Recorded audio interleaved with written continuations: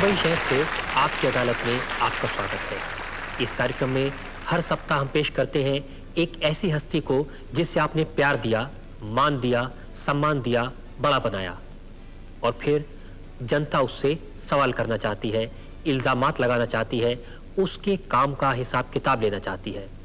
इस कार्यक्रम में हर सप्ताह हम एक ऐसी शख्सियत को पेश करते हैं जनता के सवालों के बीच, जनता के सवालों के दायरे में।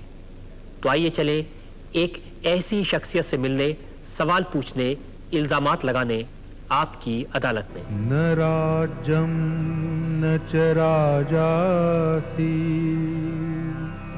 दंडो न च दांडिका धर्मेणेव प्रजा सर्वा रक्षन्ति स्म परस्परम। शिवसेना प्रमुख बाला साहब ठाकरे जनता की अदालत में हाजिर हो।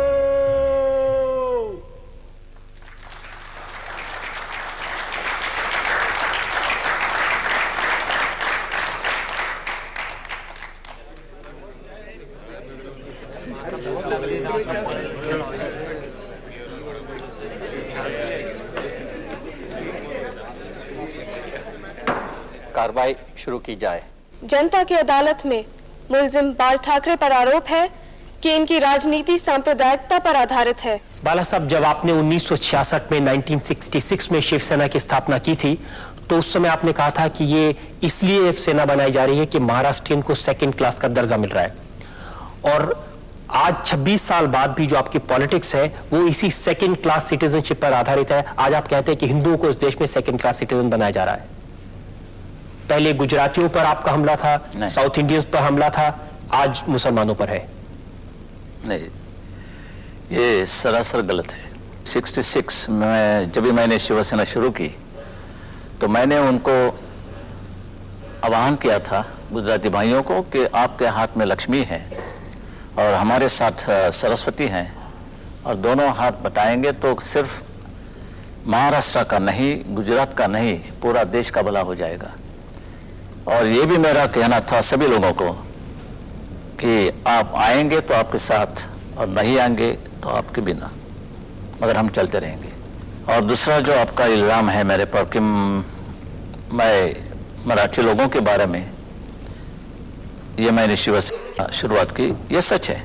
और जब भी महाराष्ट्र हुआ और इसके लिए भी हमें झगड़ना पड़ा, लड़ना पड़ा मुंबई मिलने के लिए, फिर भी मिलने के बाद भी हमारे लोगों को यहाँ नौकरी नहीं मिलती थी और कुछ नहीं, तो फायदा क्या इसका?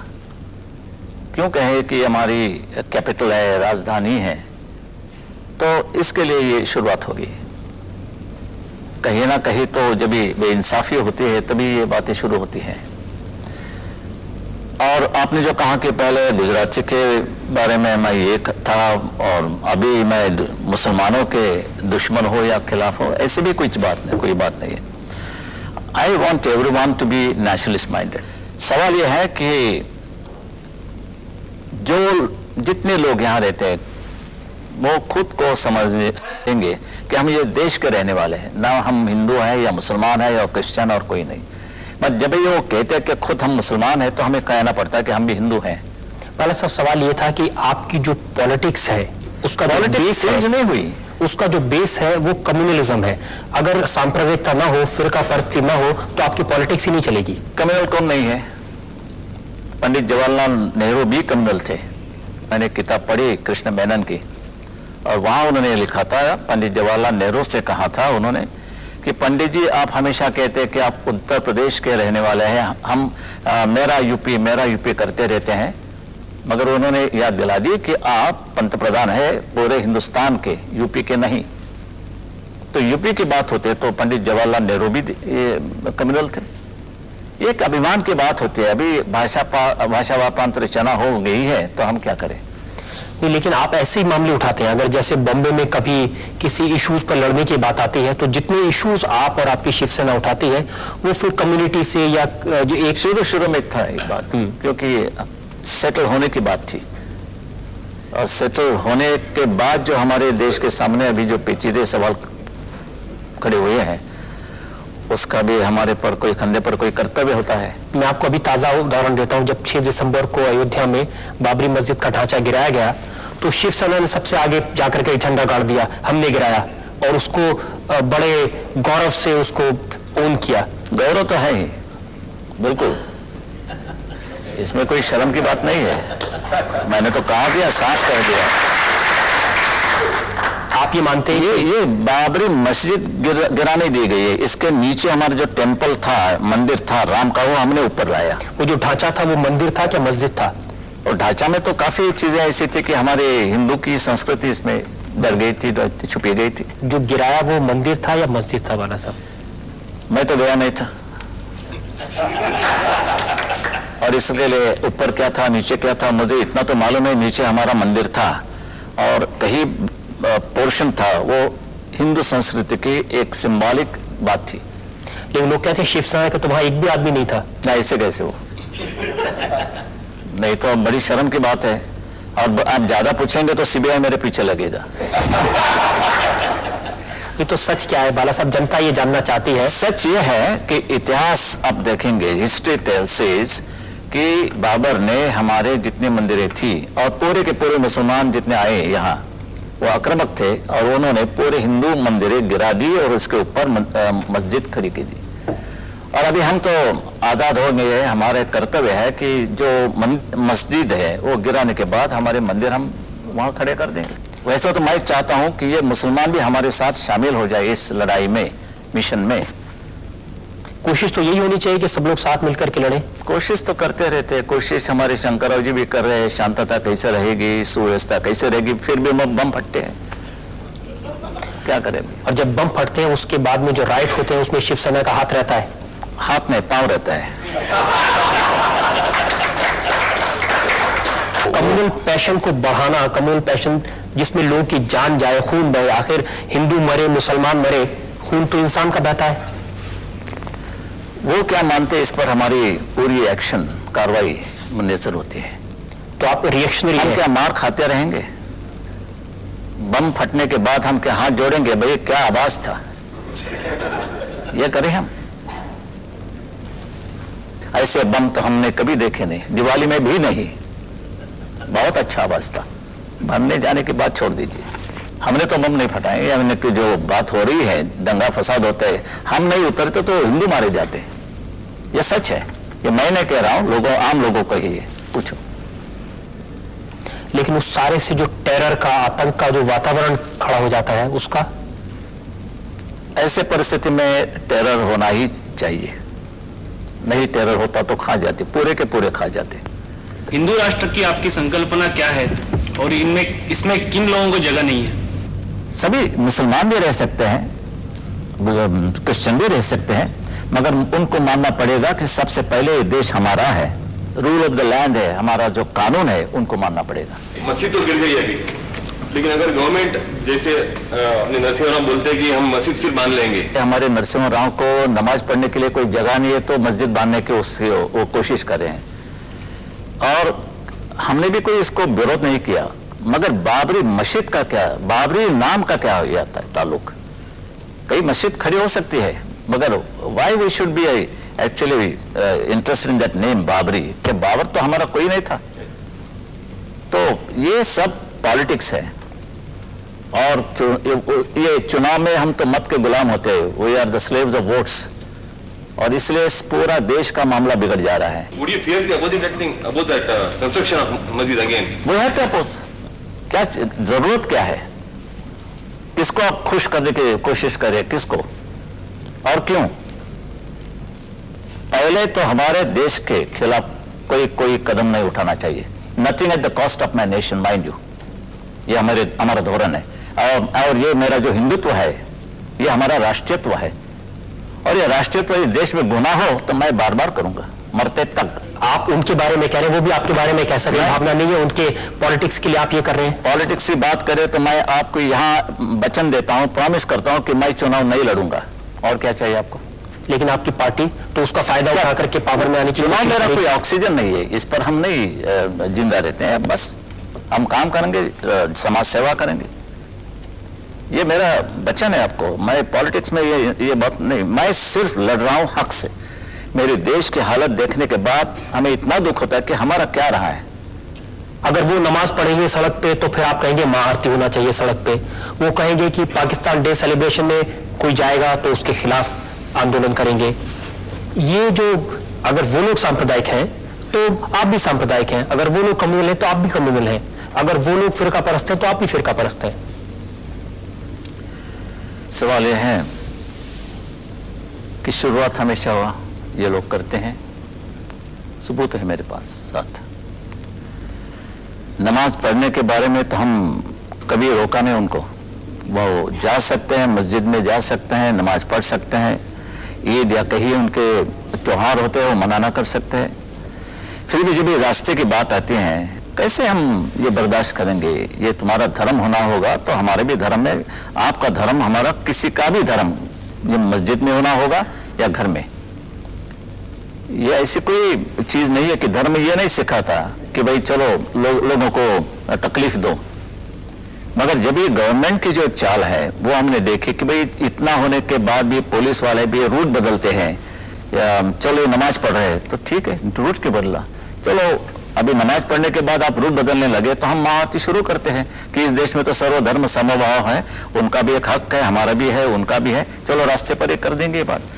ये हमने जानबूझकर किया क्योंकि हमने कहने के बाद भी ये बात बढ़ती रही, और जब ये बात वर्षा बंगला तक, यानी चीफ मिनिस्टर के बंगले के लॉन पर भी वो नमाज पढ़ना उन्होंने शुरू किया, तो ऐसा लगा कि क्या हिंदुस्तान है और ये पाकिस्तान।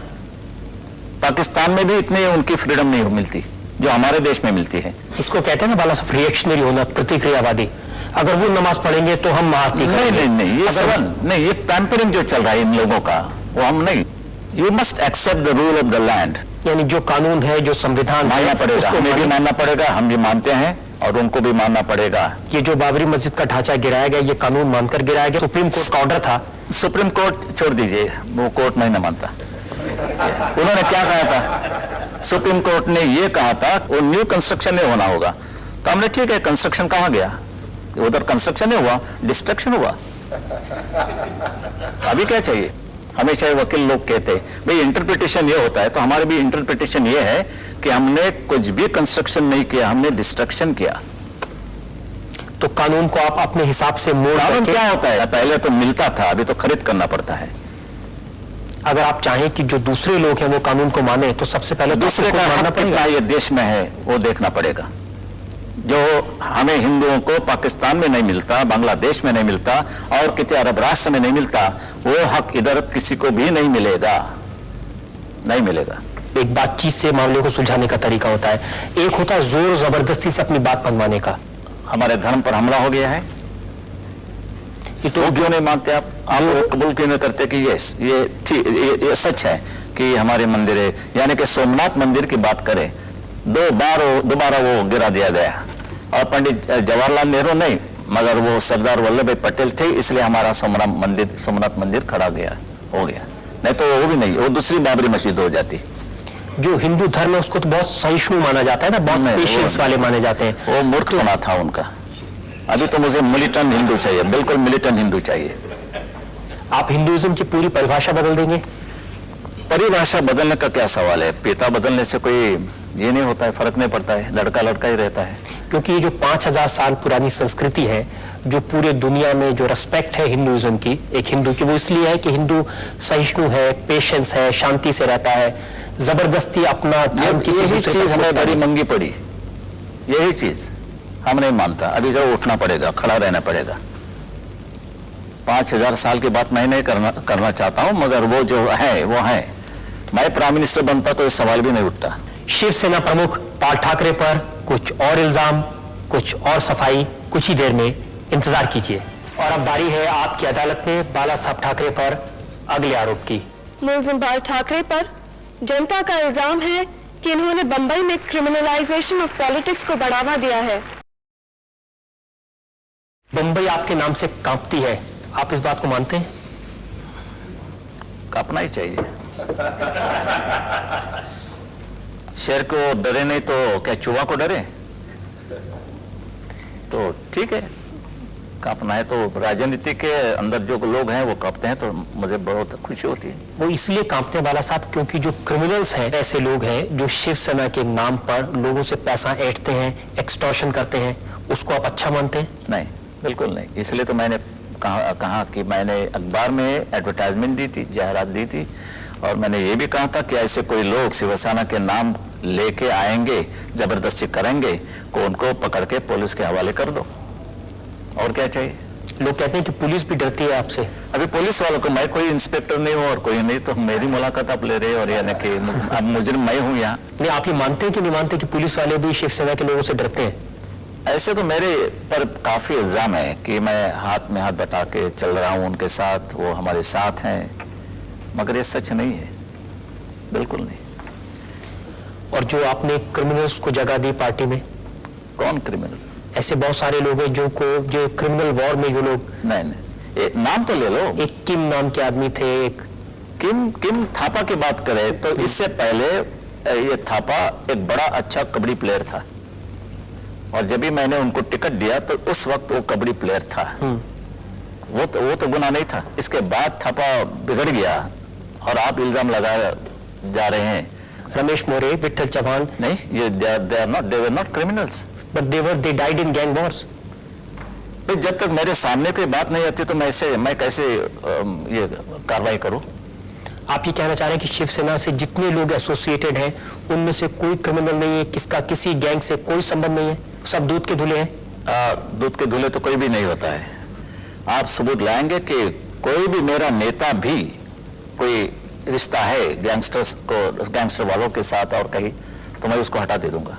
एक सिंगल मिनट भी मैं उनको नहीं रखूंगा। एक बार किसी ने सवाल आपको पूछा था कि शिवसेना करप्ट है, तो आपने कहा था हमने करप्शन कांग्रेस से सीखा था।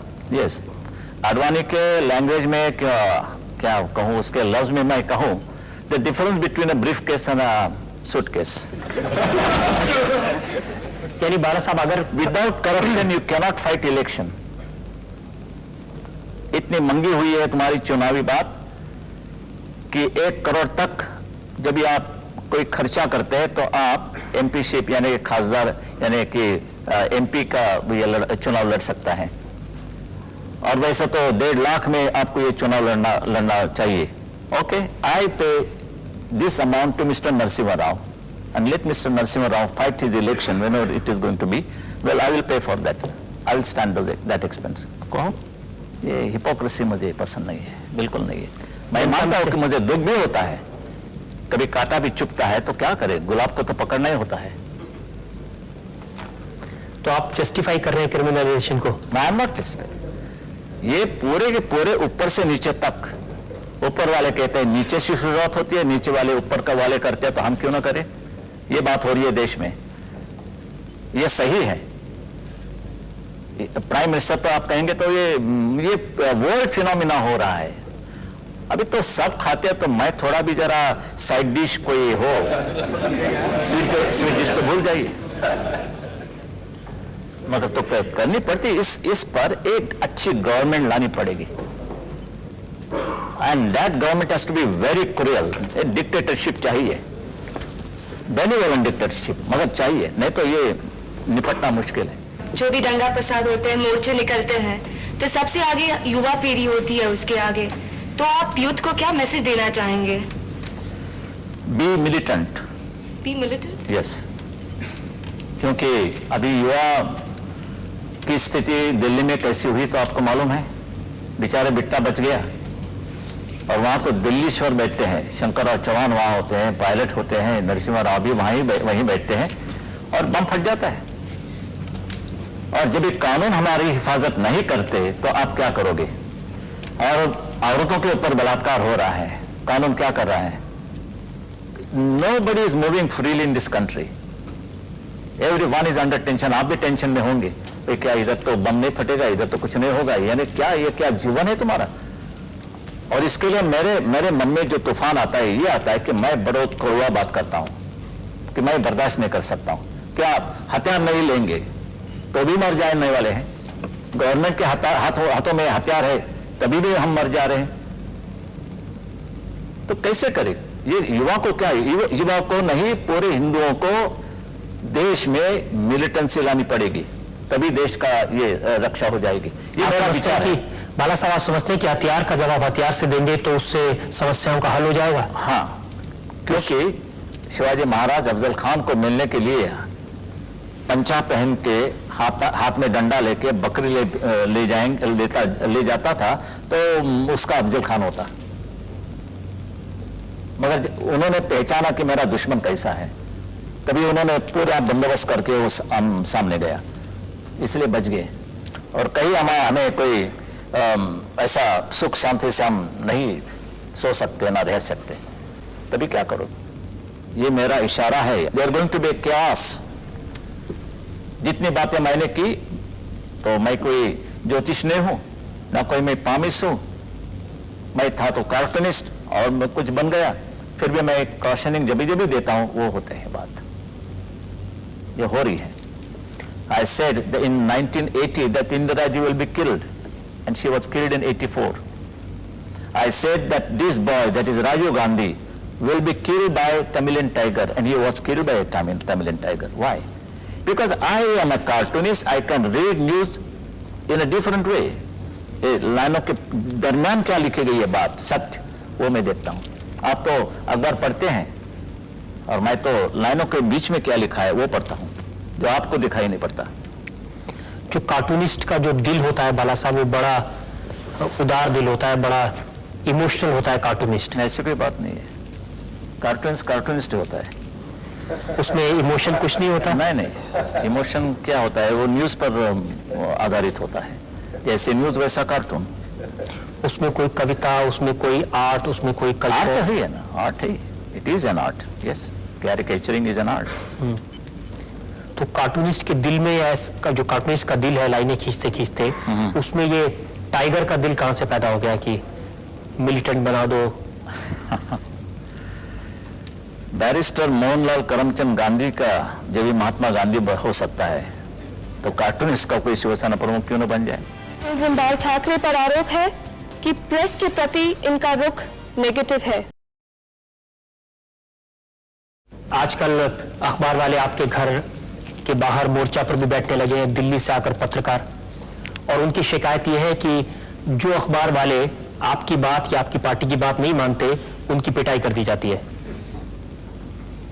नहीं, जो तमाशा हो गया मेरे खिलाफ शिवसेना भवन के सामने, आप पूरी लिस्ट, आप पूरे जो लोग वहां जमे थे, इकट्ठा हुए थे, सब पूरे के पूरे लिस्ट देखिए, दे वर ऑल लेफ्टिस्ट, पूरे के पूरे, चाहे वो निखिल चक्रवर्ती हो और कोई हो, एन राम हो, नीचे तो पूरे के पूरे कम्युनिस्ट लोग खड़े थे। ऐसे लोगों की मुझे परवाह नहीं है। आप सोचते हैं कि दिलीप पटगांवकर और गोविंद तलवलकर कम्युनिस्ट हैं? एक दो चीजें, बातें तो छोड़ दीजिए, आदमी को छोड़ दीजिए, कि पूरे के पूरे बैन, यानी कि 10 में से 8 आदमी मैं कहता हूं पूरे कम्युनिस्ट थे, यानी कि लेफ्टिस्ट, लीनिंग टुवर्ड्स लेफ्टिस्ट। ये जो ओवरऑल बिहेवियर है बाला साहब प्रेस के प्रति, ये सिर्फ बॉम्बे में नहीं है, राइटर्स बिल्डिंग में भी अखबार वालों की पिटाई होती है, अयोध्या में भी अखबार वालों की पिटाई हो रही है। दूसरे कोई लोगों ने की, हम करते तो बम मारते, कोई जुलूस निकालते, कोई गड़बड़ करते, गवर्नमेंट के पास जाते, सीएम को कोई निवेदन देते, ये होती है हमारे बारे, ये तो मुसीबत है। मैं पूछना चाहता हूं कि आप इसको जस्टिफाई, वहां तो गुजरात में जन्मभूमि और कहीं अखबार की पूरी इमारत जला दी, वही बात कलकत्ता में हुई, यहाँ तो किसी की इमारत और कोई हमने तो किया नहीं, जला दिया। मैं वैसे तो पत्रकारों के खिलाफ मैं नहीं हूं, क्योंकि I am also cartoonist, that means a part of that industry और वर्ल्ड। आप जर्नलिस्ट हैं, कार्टूनिस्ट हैं, आपने अपना कैरियर फ्री प्रेस जर्नल से शुरू किया था, उसके बावजूद कोई अखबार वाले आपके खिलाफ लिखें, आपकी पार्टी के खिलाफ लिखें, उसको फ्रीडम ऑफ एक्सप्रेशन तो होना ही चाहिए ना? फर्स्ट उनको कहिए फ्रीडम का स्पेलिंग क्या होता है और उसका अर्थ क्या होता है। You must know your limits as a journalist, a responsible journalist. Freedom का क्या मायना होता है? कभी हम शुरुआत करते तो आप इल्जाम लगा सकते हैं, मगर शुरुआत वो लोग करते हैं, क्या हम बर्दाश्त करें? गलत बात छपने के बाद भी मेरे कैरेक्टर असैसिनेशन जब भी होता है, मैं तो नहीं कुछ करता हूं, मगर मेरे लोग तो हैं। अभी तो हिस्ट्री है शिवसेना की, जब भी किसी अखबार वाले ने शिवसेना के खिलाफ लिखा है तो उसकी पिटाई हुई है। कितने लोगों की ऐसे अभी पूरे के पूरे देश के पत्रकार वहां शामिल हो गए। इनमें से कितने, वैसे तो पंजाब में लाला जगत नारायण का खून हो गया, उसका और दूसरे लड़के का खून हो गया। हमारे नागपुर में 5 लोग मारे गए, पूरे के पूरे 5 फैमिली, 5 ये भाई थे, और उसका था एक एडिटर, इंस्पेक्टर ने मारा, और इंस्पेक्टर की बाजू लेने वाले यही अखबार वाले हैं। वो कहने लगे कि उसको क्या जरूरत थी उसको इस पर हमला करने की, प्राइवेट लाइफ को स्पर्श करने की, और ठीक हो गया।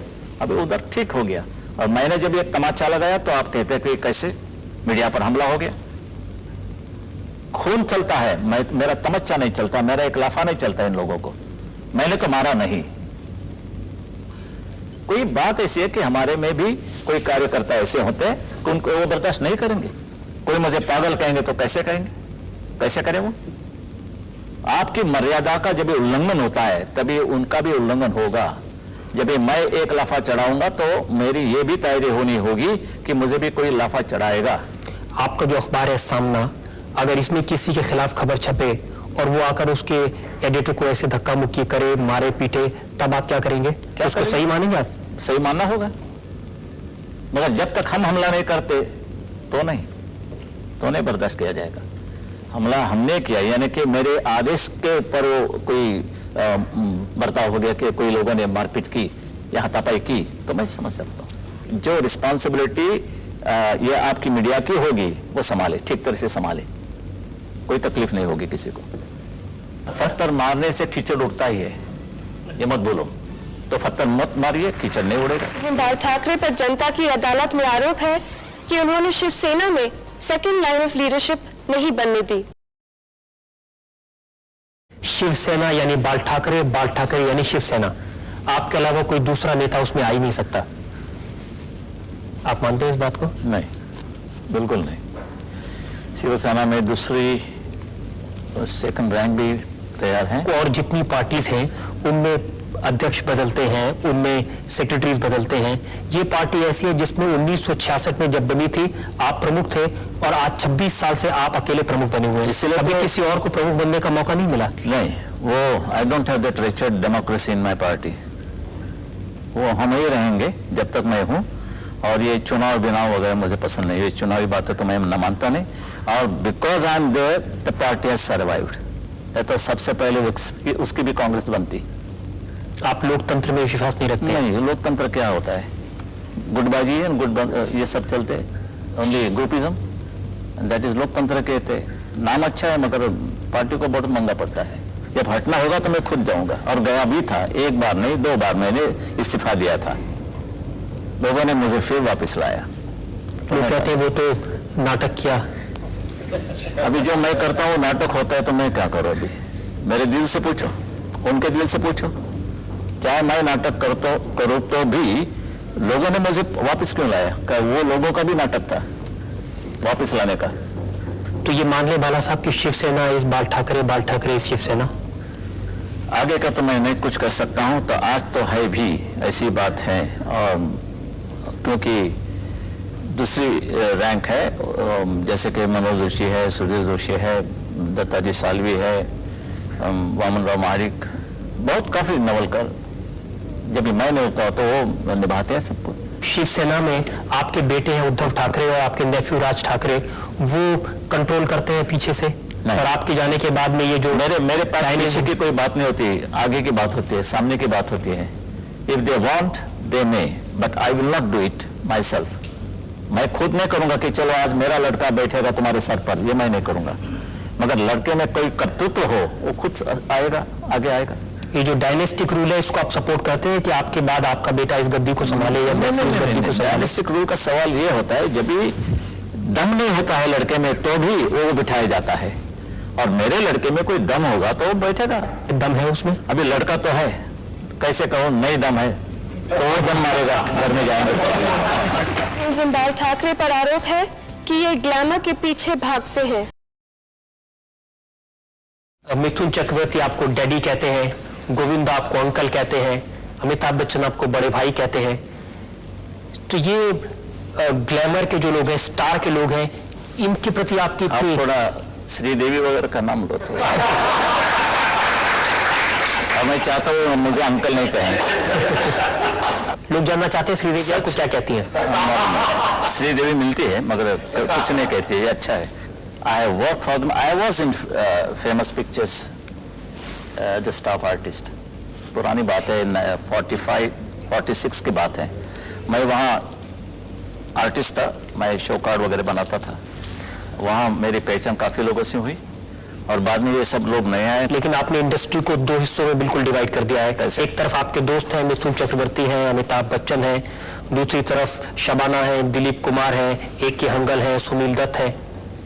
तो एक लोगों को आप सपोर्ट करते हैं और दूसरे लोग आपसे डरते हैं। दूसरे सपोर्ट जो गलती करते हैं वो मैं नहीं मानूंगा।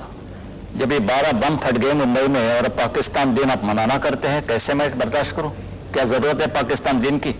पाकिस्तान हिंदुस्तान दिन नहीं वहां मनाना करते और हम ही बेशर्मी से सब कारोबार करते, तो मैं जरूर रोकूंगा, कोई भी हो।